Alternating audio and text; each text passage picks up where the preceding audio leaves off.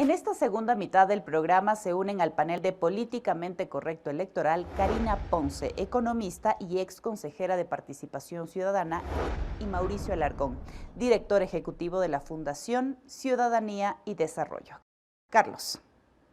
Bien, y para empezar a hablar ya en esta nueva fase del programa, quisiera que Karina y que Mauricio hagan una primera reflexión de en qué momento llega Fernando Villavicencio a esta campaña electoral. Karina. Bueno, estamos en una circunstancia sumamente atípica, pero no sorprendente en el Ecuador por lo dinámico que es estas elecciones anticipadas. Pero quisiera resaltar que en el plan de gobierno y en el discurso que he escuchado al candidato Villavicencio no he encontrado la posición que tendrían respecto a la política internacional. El mundo también está igual de agitado y no conocemos cuál sería la posible posición ante la región y ante los diferentes acontecimientos que hay en el mundo para poder ver cómo el Ecuador se va a relacionar comercialmente. Claro. Y en los mismos temas de seguridad en los cuales han hecho énfasis. Algo le oí muy cercano a la cooperación con Estados Unidos. Para seguridad. Sí. Y en los términos comerciales también me gustaría conocer, porque el plan es ambicioso. Señalan que quieren crecer al 5% en crecimiento económico cuando el Ecuador ha ido a un ritmo del 1%. Entonces a mí me generan dudas de dónde va a salir toda esa plata y ritmo de crecimiento bastante dinámico. Perfecto. Y creo que ahí faltan respuestas. Ahí dejamos esta primera parte. Mauricio, por favor, para que Fernando hable de los dos temas. Carlos, Fernando, Karina, buen día, un saludo a nuestra audiencia. Es indudable que Fernando Villavicencio es de quienes llegan mejor posicionados a una coyuntura de una elección no anticipada, sino intermedia y extraordinaria. Para las condiciones actuales, el nivel de conocimiento pesa mucho. Y creo que haber estado en actividad política en la Asamblea Nacional es sin duda un patrimonio que hay que cuidar, pues es útil de cara a lo que tenemos. Pero el anticorreísmo no se ha devaluado como tendencia política. No estoy hablando de tendencias, no quisiera hablar de tendencias porque en lo personal soy contrario a la maldita polarización que tanto daño nos ha hecho como ecuatorianos. Creo que nosotros, por esa polarización, somos responsables de mantener viva una figura política destructiva para la democracia en el país y que más bien deberíamos hablar de democracia y de libertad. Y es indudable que Fernando tenía aspiraciones presidenciales mucho antes de que se disuelva la Asamblea Nacional. Pero hay que ver qué ocurre. No todo es garantía de éxito, no todo es garantía de acceso al poder. Y en línea de ello, hay que mencionar como aspecto general, los planes de gobierno pesan. Si bien es un requisito formal más para inscribir una candidatura, y lo decíamos fuera de micrófonos de manera jocosa para quienes hemos compartido espacio, Fernando y yo lo hemos hecho como se vio en el perfil, sabemos hasta cómo redacta, y si bien hay su firma de responsabilidad en el plan de gobierno, estoy seguro que no lo redactó y hay muchos temas que, como ya lo decía Karina, se quedaron pendientes de ser incluidos.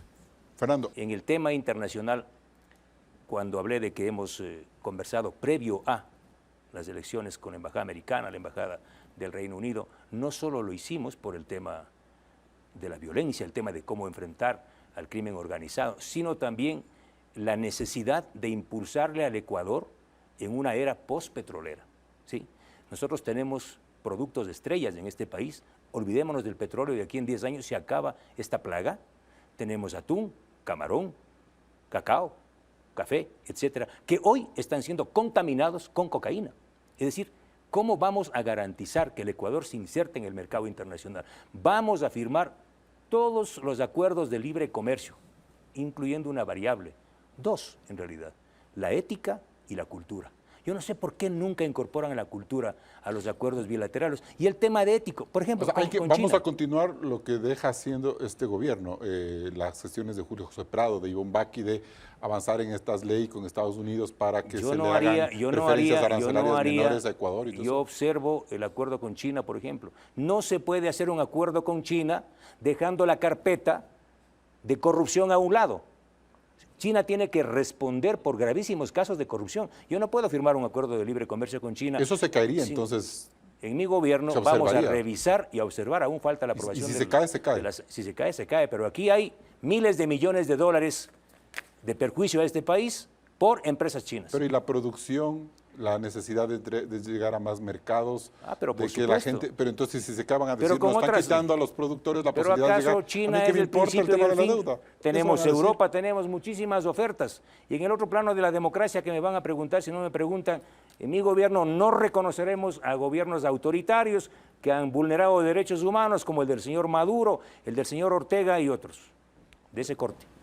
¿Alguna reflexión ahí, Karina, por favor? Sí, lo ato con lo ya expuesto en el panel anterior sobre la posibilidad de la consulta popular, la reforma política, y ahí la pregunta ahí va, ¿cómo sería la relación en el Ejecutivo con el Legislativo, considerando que no van a contar con una mayoría legislativa? No va a contar con amigos. Y que no va a contar con amigos, y ahí quizás mi posición, pero mi posición es que su perfil es confrontativo y cómo generaría diálogo, cómo convencería a los diferentes sectores para impulsar un plan nacional. Aparento nomás. En la Comisión de Fiscalización yo logré hacer imposibles. Por ejemplo, los informes de Petrochina, de Coca-Cola Sinclair, del proyecto de minas de Huascachaca. En los tres están los chinos. Y el gobierno de Lasso votó en contra. Sin embargo, yo logré otros votos. Incluso en el 1 logré los votos del correísmo. Así es que yo soy muy hábil para eso, aprendí en la Asamblea Nacional. Mauricio ha hecho un monitoreo y un seguimiento de mi trabajo en la Asamblea. No quedó tan mal. Sí, pero también cuestionó Mauricio cómo el gobierno no enfrentó con firmeza y sus aliados el juicio político. Por supuesto, y no se puede banalizar una figura tan importante para la democracia como la del juicio político. ¿Se expuso demasiado a Fernando Villavicencio en ese juicio político y lo desgastó frente a Lasso, Mauricio? Esa respuesta la tiene él, Carlos, no la tengo yo, y creo que en un proceso como este hay algo que es importante, el no ser tibio, el tener una postura clara sí cueste, y eso hay que destacarlo del un lado y del otro. Quienes de manera ciega quisieron ir en contra de las leyes para librarse del presidente, y quienes desde el otro lado tuvieron una posición al menos clara. Aquellos que estaban esperando con tibieza la oferta del uno o el otro lado son quienes merecen ser condenados. Los demás, que respondan por sus posiciones. Fernando Villavicencio es garantía de gobernabilidad. Con lo que significa su perfil, sus enemigos, la posibilidad de una correlación de fuerzas este momento, que le ponga frente a una minoría, él como minoría frente a otros opositores. En este momento, Carlos, el país tiene una sola opción de, entre comillas, gobernabilidad, si entendemos este concepto como entregarle el poder en el Ejecutivo y el Legislativo al mismo partido político. Que eso no se va a dar. Que eso no se va a dar y esperemos que no se dé. Podría no darse, quiero decir. Creo que la gobernabilidad se alcanza cuando se pone al ciudadano por encima del resto de cosas. Cuando empieza a quedar en evidencia la posición política de una u otra organización en función de los intereses nacionales. ¿Queremos gobernabilidad? Enfoquémonos en seguridad, enfoquémonos en economía, enfoquémonos en generar una lucha real contra la corrupción y una promoción efectiva contra la transparencia. ¿Hay momento por una consulta popular, como lo anticipó Fernando Villavicencio, como un escenario para rescatar las preguntas que perdieron en la consulta de inicios de año? No hay que rescatar ninguna pregunta de una derrota. Hay que valorar los temas que debían preguntarse de mejor manera.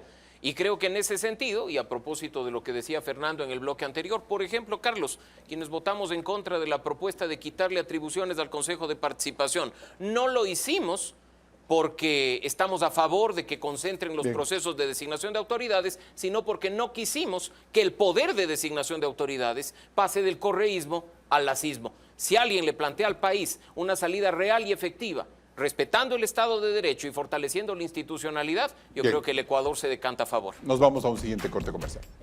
Recuerde que puede informarse sobre todo el proceso electoral anticipado en ecuavisa.com, donde este programa también está en vivo y tenemos un reprise a las 20 horas. Hacemos una nueva pausa y regresamos con más.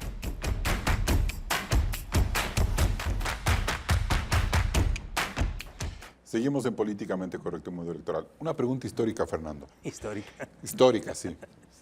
Usted ha dicho que va a fortalecer la dolarización, que va a mantener firmes las reservas internacionales, que va a haber acuerdos de cooperación con Estados Unidos, que no va a negociar con dictaduras de otros países que son las que usted las vincula con el socialismo del siglo XXI. ¿Fue un error suyo haber participado el 21 de enero del año 2000 en contra de Yamil Maguad? ¿Una inmadurez política?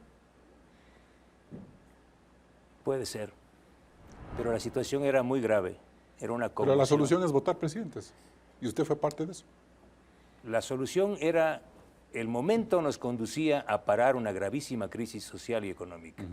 Nadie sabía el desenlace, no es que había un desenlace armado en un laboratorio, no es que había un golpe, al menos yo no sabía que había un golpe, ¿sí? Yo me estaba ahí con Lucio Gutiérrez y Antonio Vargas, feliz. Todos coincidimos ahí, a lo mejor Mauricio también estuvo por ahí o no estuvo por ahí. No, yo todavía estaba en el colegio en esa época. Pero todos coincidimos ahí, pero yo no era parte de ningún complot. ¿Sí? Era una expresión de rebeldía de la juventud, yo era un pelado. No hay inmadurez. Un pelado. Fernando Villavicencio se derechizó en estos 23 años de trayectoria política y va a hacer una infidencia del político trotskista a un político proamericano. ¿Y qué es el trotskismo? El trotskismo es de toda esta filosofía soviética. En la universidad... La revolución rusa genuina. En la Universidad Central me acusaban de trotskista. No, pero usted decía que era trotskista. Sí, yo he leído a Trotsky. Esa era la ideología de la coordinadora de movimientos sociales. Yo he leído a Trotsky y he leído mucho a Trotsky, pero los que me acusaban de trotskista pensaban que era una enfermedad. ¿Sí? ¿Ya? Porque eran estalinistas, y eso en su vida han leído un libro, son como los socialistas. ¿Y quiénes eran los garroteros? Los estalinistas. Los estalinistas del MPD. ¿Ya? Ellos eran los garroteros. ¿Sí? Así es que yo apasionadamente leía a Trotsky, porque hay que leer en la vida, pues a Marx. Otra inmadurez de la juventud. No, para nada, todo lo contrario. Lo reivindica hasta ahora. Jamás. Otros se proclaman marxistas porque han nacido en marzo, no han leído bueno, a Marx. ¿se derechizó Fernando Villavicencio? Todo lo contrario, entiendo al país, entiendo una sociedad como estamos ahora. Aquí no hay ni derechas ni izquierda, aunque yo provengo de una izquierda moderada que le gusta a los cortaúñas.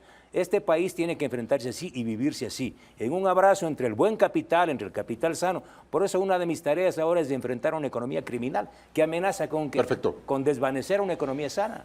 ¿Alguna pregunta del tema de seguridad de Karina Ponce para el candidato? Sí, y me preocupa por el equipo de gobierno. Quisiera señalar que el candidato viene de la herencia de la crisis de partidos, que los partidos se activan en el momento electoral, producto de eso tiene un partido prestado ahora mismo. Mi pregunta es, con todo lo ambicioso del eje de seguridad y las otras propuestas, ¿cómo se va a construir ese gabinete y de qué manera tendrían esa misma gobernabilidad con el legislativo y no caer en las mismas trampas que se han denunciado de la entrega de ministerios, que no gobernará con María Paula y advirtiendo que no gobernará con quien a su vez se identifica como propietaria de la organización. No solo no voy a gobernar con María Paula, porque es público, ella misma lo ha dicho, no voy a gobernar con ningún grupo mafioso, con ninguno, ni con aquellos que llaman hoy a reunirse con los 10 más buscados, ni con los otros que se esconden.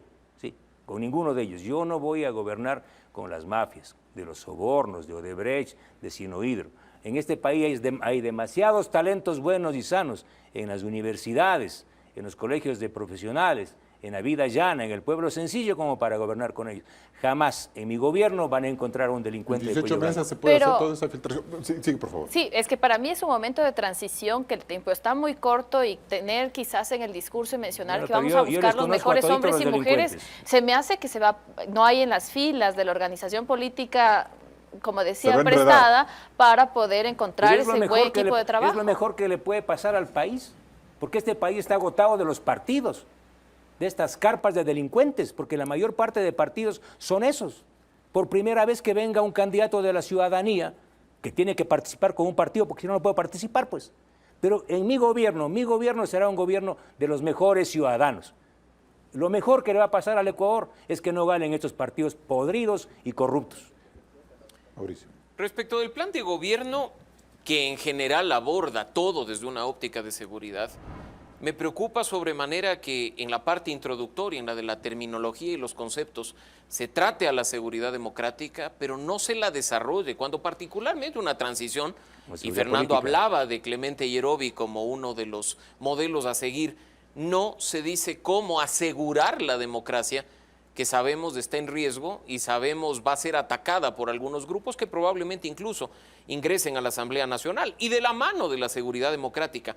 También mencionarle a Fernando que otra de las sorpresas particulares de la lectura de su plan de gobierno es el hecho de haber visto apenas un párrafo en cuanto a transparencia y rendición de cuentas. Fernando, que habla de combatir la corrupción y que no tengo duda, sabe cómo hacerlo. Y de fortalecer esta institución que a mí me genera dudas. Menciona este tema de manera muy superficial. Incluso de esas clásicas búsquedas que uno hace en la computadora, se da cuenta que la palabra transparencia o los derivados de la palabra transparencia se mencionan apenas 8 veces en un plan de gobierno de más de 50 páginas y vinculado no a una idea profunda, sino a una evaluación de lo que ¿Y está eso sucediendo. qué significa? Que sí, o sea, no se le da la importancia, como decía al inicio, de un documento clave que es el plan de gobierno, la hoja de ruta de quien espera gobernar durante 18 meses, y por ello es clave, incluso, y hay que decirlo, a propósito de que esos planes de gobierno con los que los candidatos se inscriben ante el Consejo Nacional Electoral son las puntas de lanza para quienes desde el otro lado intentan incluso revocar el mandato de las autoridades. Bueno, yo puedo poner en este país el gobierno anterior, del anterior. ¿El de Moreno? ¿O el de Los dos. Ya. Mencionaron 300 veces la palabra transparencia. Mientras más mencionen la palabra transparencia, más delincuentes son. ¿Sí? Yo he señalado claramente que mi capítulo estrella de la lucha contra la corrupción es la transformación de la UAFE en un cuartel general para mapear, ¿sí?, al paisaje de los nuevos ricos y perseguir el delito. Mauricio, a ver, Pero ¿cómo ven eso? Un detalle, Fernando, ojo, la corrupción es el abuso de poder para beneficio propio. Carlos, no es únicamente un tema económico. Yo entiendo que Fernando le hace mucho énfasis, y en buena hora que sea, a la transformación de la unidad de análisis financiero. ¿No es peligrosa esa transformación desde el Ejecutivo? Yo, antes de abordar eso, quisiera también destacar que hay otras formas de corrupción que tienen que ser desde el poder entendidas a cabalidad para poder ser combatidas de manera eficiente. ¿Y a qué voy? No hay problemas de nepotismo, no hay problemas de palanqueo, no necesariamente hay recursos económicos de por medio, hay abuso de poder en beneficio de esas mafias que Fernando acertadamente lo señala. Más aún cuando no hay partidos, ¿no? Y que habría Karina, que ver cómo se combate. ¿Y qué nos garantiza el candidato que no se utiliza la UAFE de manera selectiva para decir investiguenle a este, investiguenle a aquello con estos tintes? Y también lo que me preocupa es, se aborda la justicia, pero hasta qué punto se respeta la independencia judicial. Sin lugar a dudas, los países desarrollados han hecho inversión para que el sistema judicial pueda, en el marco de sus atribuciones, invertir para mejorar el sistema de justicia. Pero Karina, ¿en qué punto la UAFE no se arrogaría competencias de lo que escuché en el discurso de la función judicial y se intrometería en la justicia? La justicia está tomada por mafias. Así que lo que hay que hacer es sacar a las mafias de la justicia, ¿sí? Y la única forma de hacerlo es perfilando a esos jueces delincuentes. Yo conozco 35 jueces que tienen mansiones, propiedades, carritos de alta gama, y que nadie, ningún juez con $4,000 tiene eso. ¿Pero eso no es labor del Consejo de la Judicatura? No, esa va a ser mi tarea y mandar a la Fiscalía. Es la Fiscalía la que va a proceder. Y luego con una auténtica ley, ahí me dará la razón Mauricio, con una auténtica ley de extinción de dominio, ¿sí?, vamos a quitarles esos bienes mal habidos a estos mafiosos. Porque yo creo que no va el problema del sistema de justicia no va solo con la depuración judicial, se requiere una reforma del sistema de justicia. ¿Quién conforma hoy quienes integran el Consejo? ¿Cómo se hace la evaluación a los jueces? Que está sumamente postergada.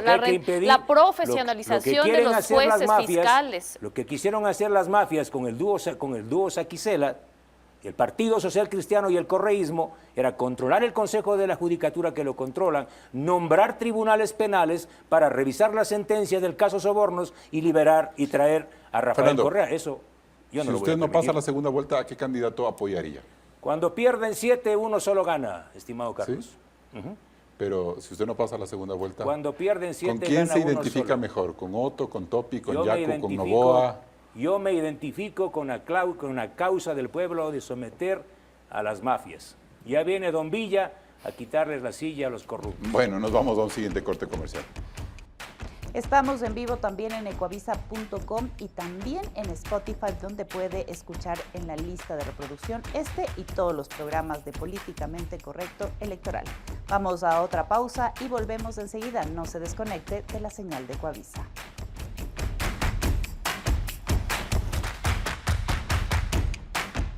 Entramos en etapa de conclusiones. Mauricio Alarcón, ¿qué características vuelven políticamente correcta la candidatura de Fernando Villavicencio? El próximo 20 de agosto los ecuatorianos tenemos la posibilidad de elegir por un cambio, no importa quién lo lidere. Para ello es vital revisar los planes de gobierno, escuchar las propuestas y sobre todo analizar quiénes rodean al candidato, quiénes financian su campaña. Si es que esos datos provienen de Fernando Villavicencio o de cualquier otro de los candidatos para la presidencia de la República, tendremos insumos suficientes para elegir de mejor manera. Esa asamblea de los 137 que tanto criticamos no estuvo ahí por una acción extraordinaria, estuvo ahí por nuestro voto. Y hoy tenemos la oportunidad de premiar a quienes lo merecen y castigar a quienes se han burlado de la representación a los ecuatorianos. Karina Ponce. El presidente de la República que asuma las funciones en los siguientes 18 meses, si bien requiere determinación para combatir la inseguridad, pero también requiere que genere unidad al país, que pueda generar conversación entre varios sectores y sobre todo evitar la polarización de la cual ha generado que la sociedad ecuatoriana tenga el comportamiento y actitud frente a la confianza sobre lo público, pero también a la necesidad y al compromiso para construir país. Fernando Villavicencio, ¿qué haría usted si es presidente? El 20 de agosto es la última oportunidad democrática para este país. O triunfan las mafias y gobiernan para siempre, o triunfa un país valiente que provoque un cambio, un acuerdo entre los demócratas para sacar al país de un régimen de terror, de empobrecimiento, de ingobernabilidad, a un estado de justicia, de derecho y seguro. Yo tengo la esperanza de que un pueblo valiente elegirá a un presidente valiente. Vamos a someter a las mafias. Y bien, la candidatura en sí de Fernando Villavicencio esconde una disyuntiva que él debe superar en los próximos días. Por un lado, mantiene un discurso de firmeza inclaudicable en la lucha contra las mafias y los políticos que las resguardan. Pues para él ese es el verdadero origen de la gravísima inseguridad y violencia que afecta al país. Pero al mismo tiempo, esa manera tan radical y a ratos muy excluyente de mirar la política puede pasarle una factura terrible. La debilidad institucional del Estado obligaría a que en estos 18 meses quien lidere el país reconstruya todos los puentes posibles para darle no solo gobernabilidad a su presidencia, sino cierta tranquilidad y esperanza a la gente. Y es allí donde ese equilibrio que Guillermo Lasso, lejos de mantenerlo, destruyó, se convertirá en la prueba de fuego de Villavicencio si pasa la segunda vuelta y si luego llega al poder. 18 meses son muy poco tiempo para equivocarse y enmendar. Hasta el próximo programa. Con estas reflexiones cerramos este debate de políticamente correcto electoral con Fernando Villavicencio. El siguiente domingo nos acompañará el candidato Javier Hervas. Siga en compañía de la señal de Coavisa.